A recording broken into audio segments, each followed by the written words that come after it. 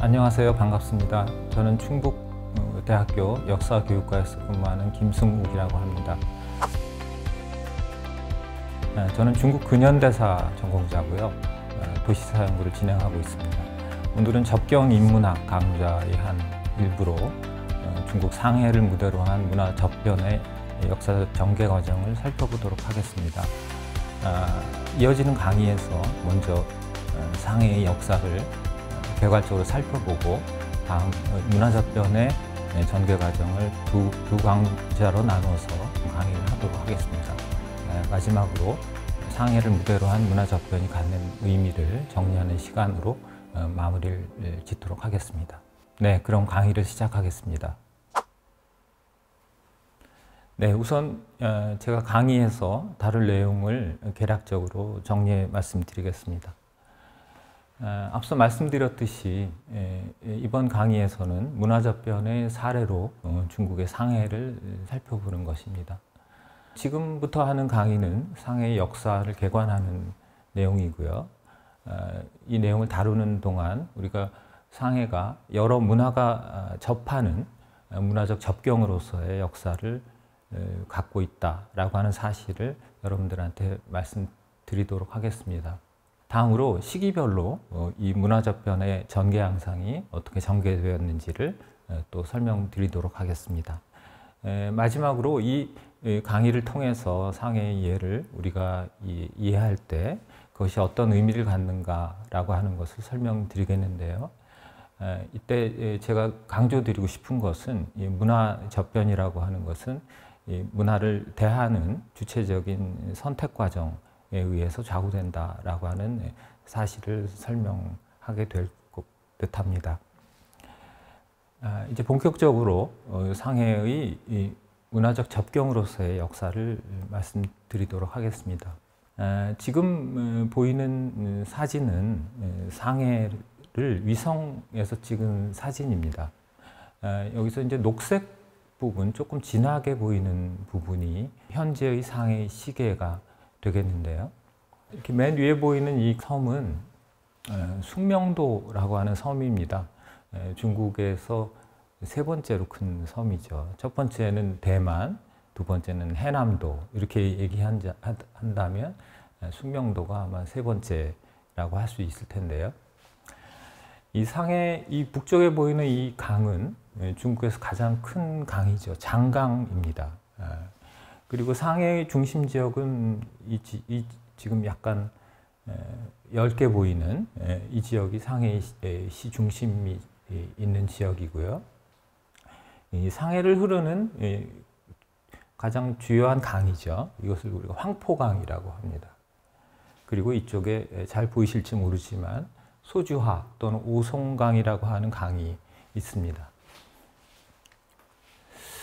그런데 우리가 상해 부근의 해안선은 오늘날의 시계를 형성하기 전까지 매우 오랜 변화를 겪었습니다. 지금 방금 보여드린 위성 사진에서 보여지는 상해의 시계가 여기 있는데요.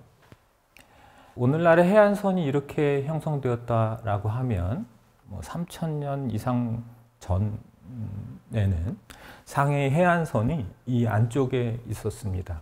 오늘날에 발굴되는 유적들을 보면 대체적으로 이거 모래 언덕인데요. 이 모래 언덕의 서쪽 지역에서 신석기 시대의 유물이 발견되는 반면에 이쪽 이동 지역에는 중국 역사에서 위진남북조 시기 이전의 유물은 전혀 발견되지 않고 있습니다. 이것은 뭘 말씀드리는 건가 하면 오늘날의 상해 대부분의 영역이 침적을 통해서 형성된 것이다. 이렇게 말씀드릴 수 있습니다. 지도에서 보이듯이 4세기, 8세기, 10세기, 11세기, 12세기를 거치는 동안 상해의 해안선이 점점점 확장이 돼서 오늘날과 같은 면모를 형성하고 있다. 이렇게 말씀드릴 수 있겠습니다. 특이할 만한 것은 예전에는 육지였다가 바다가 되는 그런 지역도 있습니다. 지금 이 지도는 진시황 26년의 지도입니다. 기원전 221년이고요. 아까 말씀드렸듯이 상해의 중심 시계는 아직 진대에는 바다였습니다. 이 지도에서 보여지는 왼쪽에 있는 큰 호수가 있습니다. 이 호수는 태호고요. 이 태호에서 장강으로 또는 이 바다로 흘러가는 강이 형성되어 있었습니다. 위쪽에 있는 강은 루강이라고 하고요. 이것은 오강이라고 하고 이것은 동강이라고 이름을 붙였습니다. 당시 행정지역은 회계군으로 이렇게 돼 있죠. 다음은 동진시대의 지도입니다. 382년의 지도고요. 역시 큰 변화 없이 그 진대와 유사한 지형을 보여주고 있는데요. 지금 이 태호에서 장강으로 가는 이 오늘날의 오송강이 상당히 큰 폭으로 확장되어 있는 것을 볼 수 있습니다. 그래서 당시의 지명으로는 이것을 오강이라고 하고 이쪽에 바다에 연하는 이 지역을 호독이라고 합니다. 그래서 호독의 호자는 오늘날의 상해를 하나의 한자로 지칭할 때 호지역이라고 하는데 그 호지역의 지명의 유래이기도 합니다. 반면에 황포강은 아직 나타나 있지 않는 것을 볼 수 있습니다. 다음으로는 송대의 지도인데요.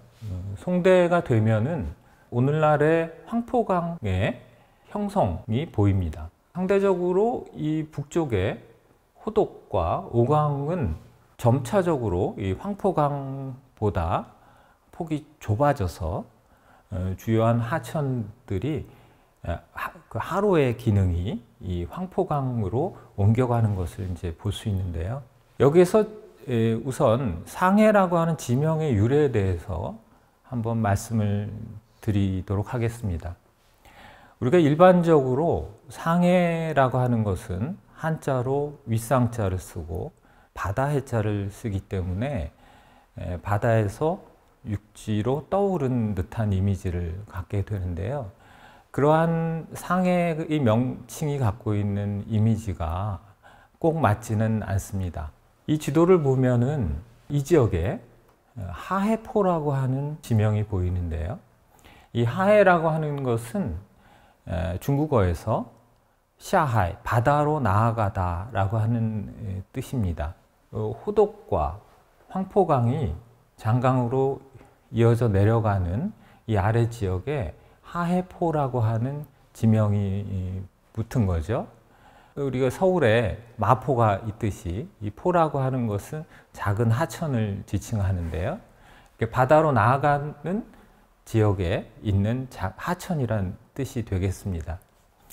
상해라고 하는 지명은 바로 이 하해포와 상대되는 개념인 여기에 상해포라고 하는 지명에서 유래합니다. 이 상해포는 오송강이 상대적으로 기능이 약화되면서 이쪽에 지금 하해포가 시작되는 이 지역에 나중에 이제 상해현이 생겨나는데요.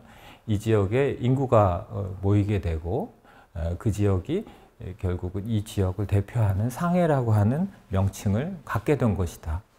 그렇게 얘기할 수 있겠습니다. 그래서 상해는 송대가 되면 그 당시에 전국적으로 설치되었던 시무들이 있죠. 그래서 이 시무 중에 하나인 상해무가 설치가 되고 무가 다시 진으로 확대되고 그리고 원대가 되면은 비로소 현으로 승격이 되게 됩니다. 그래서 상해가 원대 1290년에 상해현으로서 성립을 하게 되는 것이죠. 근데 우리가 현이 설치가 됐다고 해서 꼭 성벽이 만들어지는 것은 아니고요. 왜냐하면 우리가 중국에서 현이라고 하는 것은 성곽도시를 얘기하긴 합니다만 그것은 한대의 원칙이고요. 한대 이후에 많은 현들은 성벽이 없이 유지된 경우들이 많았습니다. 그래서 원대의 상해현은 성벽이 없는 그런 현이었습니다. 그런데 우리가 이제 명말이 되면은 중국의 남쪽에 무장한 바다 상인들이 등장하죠. 이 무장한 바다 상인들은 우리가 왜구 또는 해구라고 불리는 존재들인데요. 이 해구들이 자주 출몰하는 그런 현상이 명말에 있습니다. 이것을 역사는 북노남외라고 하죠. 북노남외라고 했을 때 남외를 얘기하는 것입니다. 그래서 이 왜구들이 자주 출몰하는 그런 상황에서 명 1553년에 상해에 성벽이 설치가 됩니다. 지금 왼쪽에서 보여지는 것처럼 둥근 모양의 성입니다. 이 성은 신해혁명이 발생했던 1911년에 철거가 되고 도로로 변해 있습니다. 오늘날의 상해에는 그 흔적이 남아 있습니다. 그래서 지금 왼쪽에 지도를 보시면은 이렇게 둥근 모양의 도로가 보이시죠. 그래서 우리가 신해혁명이 발생했을 때 당시에 성립했던 국가는 중화민국이었습니다. 그래서 이 당시 새로 만들어진 이 도로의 아래쪽 이름을 중화로라고 지칭했고 이 북쪽 이름을 민국로라고 지칭했습니다. 그런데 우리가 중화인민공화국 다음에 생겨난 중화인민공화국은 사회주의 국가였기 때문에 이 민국로라고 하는 것이 어울리지가 않는다고 생각해서 위에 도로의 명칭을 인민로라고 오늘날에는 부르고 있습니다. 이 현성의 자취는 모두 사라졌지만 일부 그 흔적을 볼 수 있는 장소가 상해에 있습니다. 대경각이라고 하는 곳인데요. 이 대경각은 신해혁명 시기에 이 성벽의 철거를 추진했던 철거 사무소가 위치했던 곳입니다. 이 곳에는 이 관우를 모시는 사당이 위치하고 있었기 때문에 그 이후로도 계속 이것이 남아 있고요. 오늘날에는 노성상 박물관이라고 해서 이 현성 시기의 역사를 정리하는 공간이 설치되어 있기도 합니다. 모두 아시고 계시겠지만 아편 전쟁을 통해서 중국에는 5개의 개항장이 설치가 됩니다. 상해는 그 중에 하나였는데요. 1843년에 상해가 개항장이 되면서 이 지역에 이른바 조계라고 하는 것이 설치가 됩니다. 이 조계는 우리가 북쪽으로 장강을 통해서 바다로 나아가는 하운이 또는 해운이 편리한 지역을 거점으로 해서 집중적으로 건설이 되는데요. 여기 이제 황포강이 있고 소주화가 있습니다. 그래서 여기에 맨 처음 설치되는 조개는 영국 조개인데 영국 조개는 바로 이 소주화와 황포강을 끼고 있는 이 지역에 설치가 되는 것이죠. 그리고 이 소주화를 마주보고 북쪽에 미국의 조개가 설치가 됩니다. 그래서 이 영국 조개와 미국 조개는 상대적으로 제국 전략상 또 협력하는 부분이 상당히 많았기 때문에 나중에 이 영국 조개와 미국 조개가 합병이 돼서 이른바 공공조개라고 하는 것이 만들어지게 되는 것이고요. 그래서 반면에 프랑스의 조개는 기존의 현성과 영국 조개 사이의 공간에 자리하게 됩니다. 그리고 그것이 계속 확장이 되는 형세죠. 이 조개가 있었던 시기는 상해 역사로 볼 때 1843년에서 1945년에 일본이 패전하고 또 중국이 항전의 승리를 거둔 이후에 회수가 되는 시기까지입니다. 대체로 한 100년 정도의 시기죠. 앞서 현성이 성립되고 원대의 현이 설치가 되고 그것이 지속됐던 이 시기를 우리가 계산하자면 한 700여 년 가깝게 되는데요. 그에 반해서 이 조개가 있었던 시기는 상해 역사에서 100년가량의 시기라고 할 수 있겠습니다. 조금 자세하게 말씀드리면 이것은 초기의 영국 조개의 모습입니다. 조개 지역에서 가장 중요한 도로는 오늘날의 이제 남경로라고 하는 것이고요. 여기에 이제 당시에 외국인의 이름을 붙여서 이 시기에는 파크 파커라고 하는 사람의 이름을 붙인 도로가 설치가 되어 있습니다. 재미있는 것은 왼쪽에 이 경마장이죠. 경마장이라고 하는 것이 이 조개의 확장에 있어서 굉장히 그 유용한 수단이 되고 있는 것이 흥미로운데요. 이 경마장의 위치를 서쪽으로 옮기면서 조개의 확장이 도모되기도 합니다. 이쪽에 있었던 경마장의 다음 경마장은 이쪽에 오늘날의 인민광장이라고 하는 그 광장인데요. 그래서 이 경마장을 옮기면서 경계를 넘어서 도로를 구축한다라고 하는 의미로 월계 충로라고 하는 표현을 쓰기도 합니다. 다음 미국 조개입니다. 미국 조개는 이게 홍구 지역이죠. 여기 이제 웨얼스 다리를 건너면 바로 이제 영국 쪽에서 미국 쪽으로 가는 그런 형태가 되는데요. 그래서 황포강과 소주화를 끼고 이렇게 미국 조개가 자리하게 됩니다. 프랑스 조개는 좀 다른 면모죠. 그래서 이제 영국 조개와 프랑스 조개를 가르는 것은 양경빈이라고 하는 하천이고요.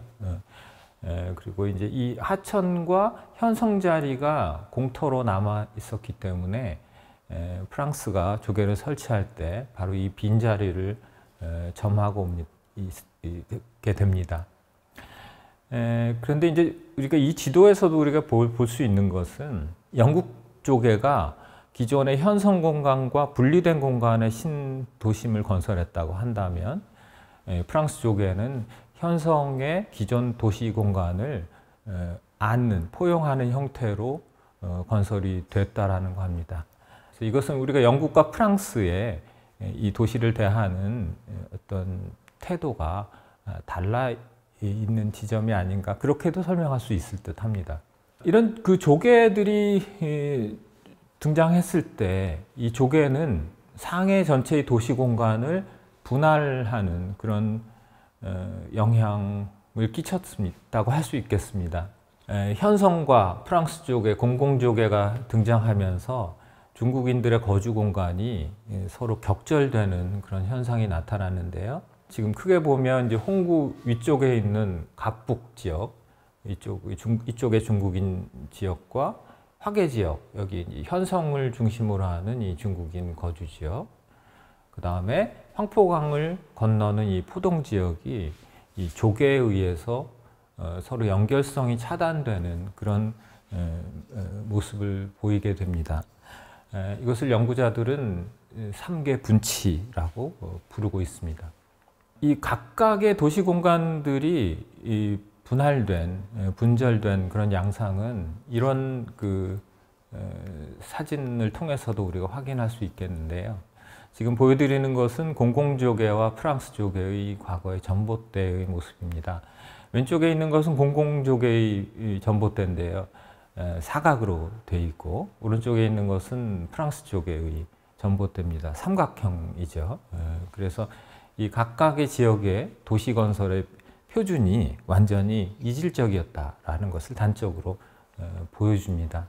이것은 1929년 당시에 이 상해의 부동산 지가표입니다. 이걸 보여드린 이유는 이 당시에 상해의 도시 발전의 중심이 어디에 위치했는가라고 하는 것을 확인하는 것인데요. 지금 영국 쪽의 중심거리인 남경로 지역과 이 와이탄 부분이 가장 핵심적인 지역이 되고요. 반면에 기존의 현성의 도시 공간은 그로부터 이렇게 주변으로 밀려나 있는 그런 양상을 확인할 수 있겠습니다. 대부분의 중국인들은 부유한 상인이나 고관들을 제외하고 대부분의 중국인들은 이 상해의 도시 공간에서 주변에 밀려나 있었다, 소외되어 있었다 이렇게 얘기할 수 있겠는데요. 중화인민공화국이 수립되기 이전에 상해에 사는 대부분의 중국인들은 지금 이 왼쪽 지도에서 보이시는 것처럼 이 주변 지역에 판자촌을 형성하면서 분포해 있었습니다. 이 판자촌을 우리가 붕호라고 합니다. 중국의 표현으로는요. 그래서 오른쪽에 있는 그림은 그와 같은 상황을 짐작해 볼 수 있는 풍자하죠. 상해에 살고 있지만 우리도 언제 상해인이 될 수 있는가라고 아이가 보채는 그런 장면입니다. 이런 상황에서 이제 조계가 설치됐던 그 시기에도 중국인들의 어떤 극복의 노력이 추진되고 있기도 했습니다. 우리가 이제 남쪽에 있는 그 광동 정부가 무력을 확보하고 북쪽에 있는 북경 정부를 군사적으로 공격하는 행위가 벌어집니다. 그것을 우리가 북벌이라고 하고, 그래서 크게 보면 이제 국민혁명의 시기라고 얘기하는데요. 이때 이제 상해 주변에는 북벌 당시에 무한 정부와 대비되는 장개석의 국민정부가 서게 되죠. 그래서 이 장개석이 국공합작을 깨면서 우파를 껴안고 자신을 중심으로 해서 권력을 강화하는 시기가 있습니다. 그것이 이제 이어져서 이제 이 정권을 거점으로 해서 추가적인 이제 북벌이 이루어지고 북경 정부를 무너뜨리면서 다시 통일 정부를 만들게 되는데요. 이때 이제 이 국민정부가 갖고 이 상해 지역에 상해 특별시라고 하는 것을 만들고 기존의 조계하고는 좀 분리되어 있는 지역에 떨어진 지역에 새로운 중심 구역을 건설하는 계획을 세우게 됩니다. 그것을 우리가 대상해 계획이다 이렇게 얘기하는데요. 이것이 이제 중일전쟁이 벌어지면서 좌절이 됐죠. 결과적으로는 이 중심 지역의 그 계획도입니다.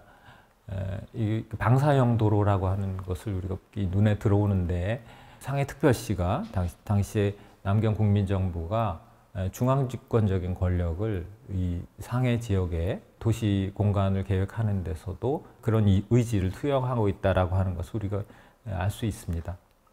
이건 이제 앞서 있는 이 사진을 도면으로 확인하면 이와 같은데요.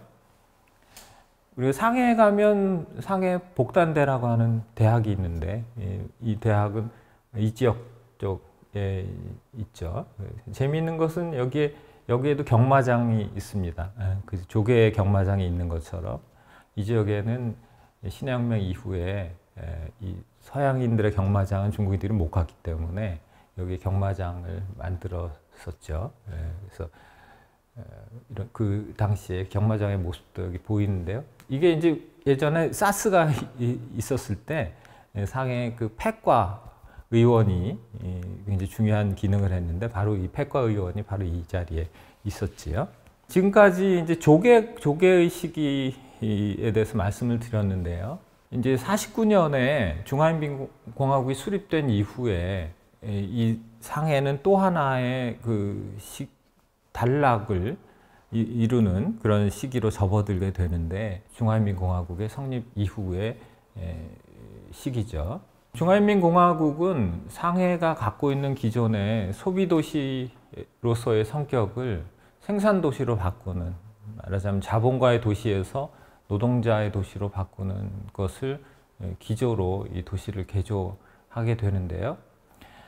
이 가운데서 이 상해 도시 공간이 기존에 분절화됐던 공간을 통합하고 면적에 있어서도 굉장히 큰 확대가 이루어지는데 왼쪽에 있는 이것은 49년 성립 당시의 상해의 시계를 가리키는 것이고 이쪽에 밑에 보이시겠지만 다음 지도를 가지고 확인하면 이것은 이제 오늘날의 상해의 시계죠. 그리고 일반적으로 상해가 굉장히 큰 도시이고 그것이 개혁개방 이후의 상황을 우리가 염두에 두게 되는데 사실은 조계 시기와 개혁개방 이후 시기가 있기 전에 사회주의 시기에 이미 상해의 시계는 오늘날의 시계를 이렇게 형성하게 됩니다. 당시에 근데 상해 도심 지역은 대부분 지금 이제 노란색으로 보이는 것처럼 주택들이 꽉 들어차 있었고요. 이 개발의 여지가 많지가 않았습니다. 그래서 상해 이 도시의 이렇게 시계 확장이라고 하는 것은 그러한 상황에서 이루어진 사회 사회주의적인 개조의 어떤 방향을 우리가 엿볼 수 있는 지점이기도 한데요. 뭐 여기 송강이라든가 민항이라든가 그다음 남회라든가 그다음에 뭐 보산이라든가 가정 이런 그 주변에 상해보다는 위상이 낮은 군소 지점들에 위성 도시들을 만들고 거기에 노동자들의 거주 공간, 그다음에 생산 공장들을 지어서 이것을 도로로 연결하는 그런 형태의 개조가 상해 사회주의 시기에 나타나죠. 재미있는 것은 이런 그 사회주의 개조 시기에 위성 도시가 자리했던 그런 지역들이 과거에 판자촌이 있었던 지역들과 겹쳐져 있다라고 하는 그런 측면도 얘기할 수 있겠는데요. 그래서 이제 나중에 말씀드리겠지만 이 사회주의 시기에 상해는 도심과 도심 지역의 변화가 상대적으로 크지 않았던 반면에 이 외곽 지역의 개조가 중심적으로 이루어졌다. 그렇게 말씀드릴 수도 있겠습니다. 여기에 이제 하나의 전기가 된 것이 바로 이제 개혁개방 이후죠. 앞서 말씀드린 사회주의 시기는 전체적으로 시간의 길이가 한 30년 정도 되는 시기죠. 그래서 앞서 이제 우리가 근대 이전의 시기가 한 700년 됐다고 한다면 조개가 있었던 시기가 한 100년 되고 사회주의 시기가 한 30년.